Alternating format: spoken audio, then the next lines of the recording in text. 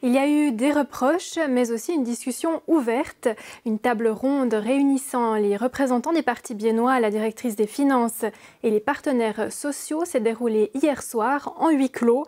Le thème, le budget 2023, bien sûr.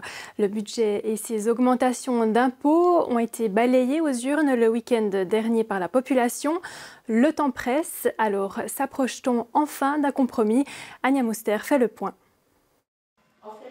Dans cette salle où se tiennent normalement ces séances du conseil de ville, se sont rencontrés hier conseillers et conseillères de ville, conseil municipal et plusieurs représentants d'institutions.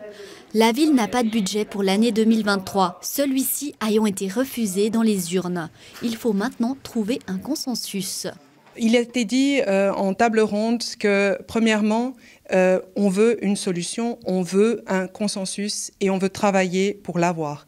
Deuxièmement, très important, il a été dit que personne autour de la table ne souhaite l'intervention du canton.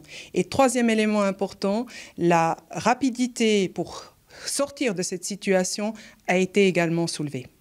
Toutes les parties concernées sont sous pression. Elles doivent maintenant trouver rapidement une solution. Anna Tanner du PS Bienne parle d'une réunion hors du commun.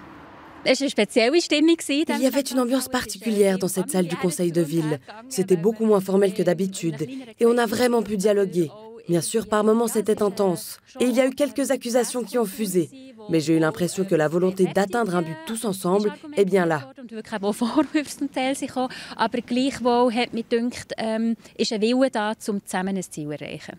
La PLR Natacha Pittet était aussi présente à cette table ronde, mais ce qui en résulte la déçoit. Déjà, l'analyse de la gauche et de la droite est totalement différente sur ce que veut dire le nom du peuple. Donc, c'est déjà difficile de partir dans une négociation si on n'est pas d'accord sur le pourquoi du refus du budget par la population. C'est la première d'une longue lignée de réunions qui devrait permettre à la ville de Bienne d'obtenir son budget 2023.